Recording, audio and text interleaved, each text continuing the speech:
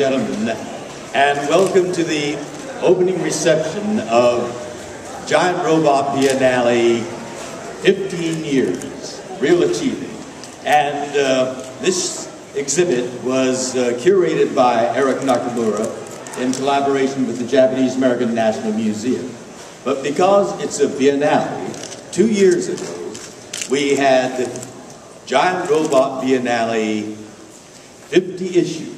They had published 50 issues. As I'm sure you all know, Giant Robot is a magazine on Japanese pop culture and Asian American counterculture.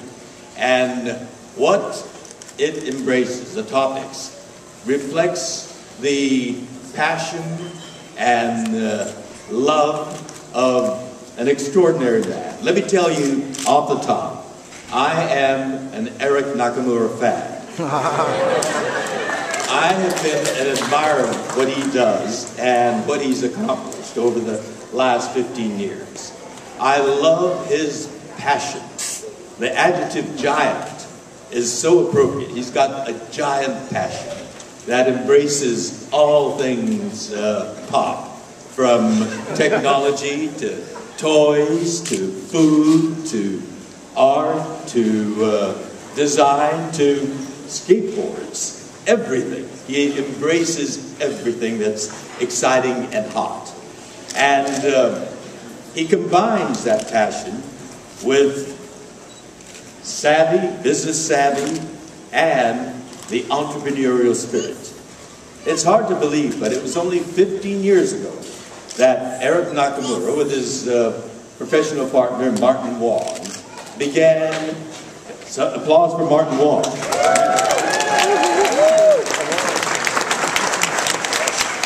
They began Giant Robot as a handmade product.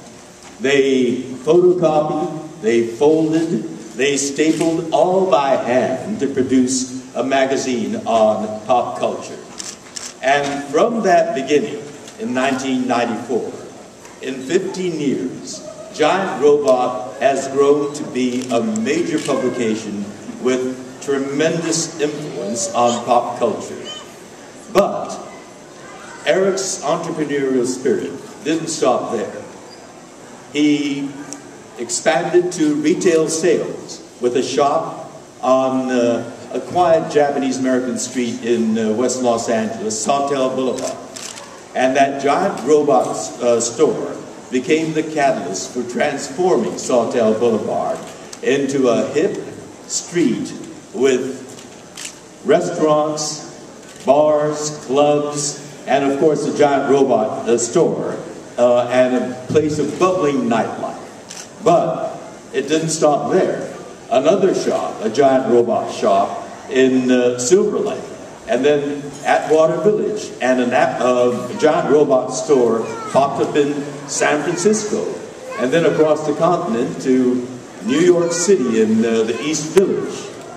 Didn't stop there. 3 of the shops have attached to it art galleries, and there he nurtured unknown or little-known artists who today have become not only well recognized, but have come to command impressive prices, some 6-figure prices for their work. And it didn't stop there. That entrepreneurial spirit expanded to where Giant Robot now has a restaurant, and it keeps going and going. Eric Nakamura is a guy who's got a lot of lovable qualities.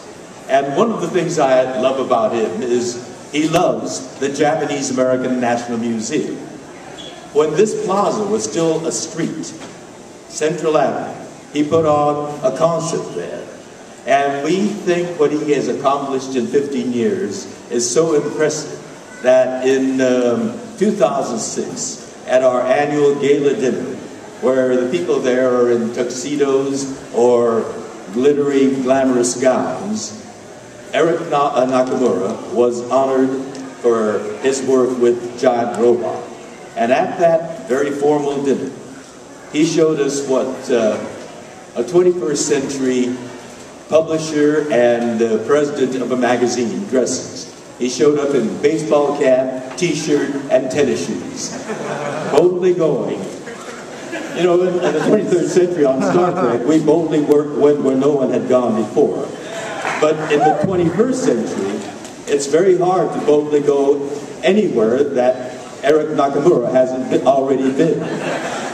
And so, an amazing guy, a guy that we love here at the Japanese American National Museum, and we look forward to the exhibit that he's been putting together here day and night at the museum.